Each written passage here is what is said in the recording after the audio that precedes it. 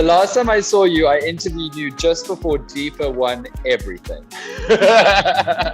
And congratulations also on Spend My Time, which is the single that you've given us already this year from March, and the music video. Have you been happy with the way that that's gone so far? Yeah, I think, considering the times that we're in, it's done really well. It's been charting, it's done well on download charts. Yeah, it's been amazing.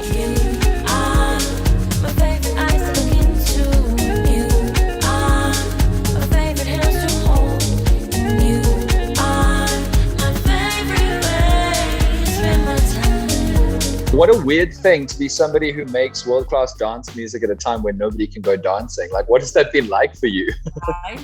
It's so difficult as well. Like, I think what people don't realize, and I think something I didn't realize as well, is like, it's so difficult to find inspiration when you're not doing what you love. Wow. You're not performing, you're not out there. But then it's also so hard to like test your music, because usually I make a song and then I go perform it. I get, the feedback from the crowd. Do they like it? Do they not? And then I'm like, cool, this is the one. So I've had to really like trust my gut making music now, and trust like how I feel about it, which is a bit nerve-wracking, and it kind of takes me back to when I was like an upcoming artist. And it's interesting because I was taking a look at the track list for the EP Unconditional that we're so excited about, by the way. It's just been released today. Congratulations. It's out. Holly Ray, wonderful 5-track EP called Unconditional. Bow, bow, bow, bow, bow. So wonderful. But I was looking at the track list and I see that you are a songwriter on all of them, an exclusive songwriter on the EP. And it was interesting to me because a lot of the music and a lot of the work seems to be about finding love, falling in love, falling out of love.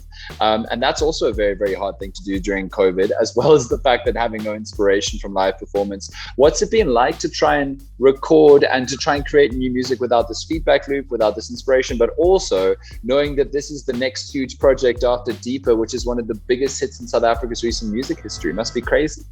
Yeah, I mean, it's a lot of pressure, but I think because I had no other forms of inspiration, I had to tap really deep into my own experiences and my own life and do a lot of self-reflection and, sometimes put my experiences into songs that weren't so easy to put into songs.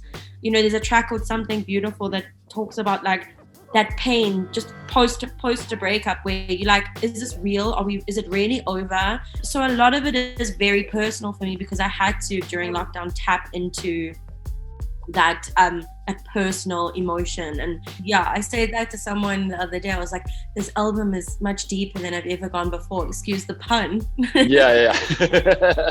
So I'm fascinated by track 5. It's described as an AfroTech record called Another Existence. The idea is very titillating to me of this combo. Tell us about the record.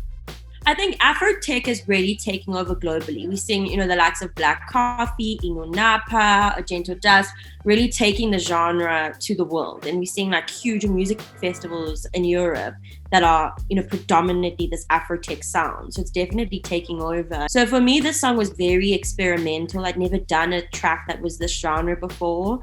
And I really wanted to push myself to do something that could cross over into the international market. And DJ Mshega was the perfect producer to do that with. I mean, he's amazing. He understands me as an artist, so he was able to produce an AfroTech song that was still a Holly Ray track. We're so excited. And of course, you never really got the chance to perform any of these songs before. Are you worried about being performance unfit? Like getting up in front of all these people again, having not done it for as long as since you started doing music? Yeah, definitely. I've done some like virtual performances, and even when I do those, I get to the end of it and I think that my lungs are gonna like just burn. They're just like on fire. And I'm like, I really need to get performance fit again. Because although I exercise and I, try to keep fit and I do the basics, getting on stage and dancing and performing for an hour is a whole other ballpark. And that in itself keeps me fit. And I haven't done that for over a year. And I think South Africans are going to have to kind of remember how to jaw again. We're going to have to redefine the entertainment industry. We're going to see new festivals and new sort of platforms coming up, I think. Sure. And that's going to be interesting because it is the unknown. When you get booked for a festival that it's, what to expect. I also just find it fascinating to see if there are some songs that were huge hits during COVID that never get danced to because we've moved on to new big bangers. Exactly. I've seen so many like tweets and Instagrams, whatever, where people are like, can Joel just open up so I can dance to this one song? Because we have we have these songs, I think, as women that unite us, you know, and you'll hear it in a club and all the women come together and be like, I'm a single ladies. I feel like we haven't had those moments with, like Savage, WAP, all those tracks. So I think once those play in the club, we're going to see women around the world united. That's beautiful. Well, I'm sure everybody's going to unite around your new EP. Unconditional is out today, the 30th of July. Holly Ray, superstar. Thank you so much for giving us some of your time and all of your music. And we can't wait to see how South Africa and the world responds to it. Thank you so much. And thanks for having me. It's been great to catch up again. And you are my favorite way to spend my time.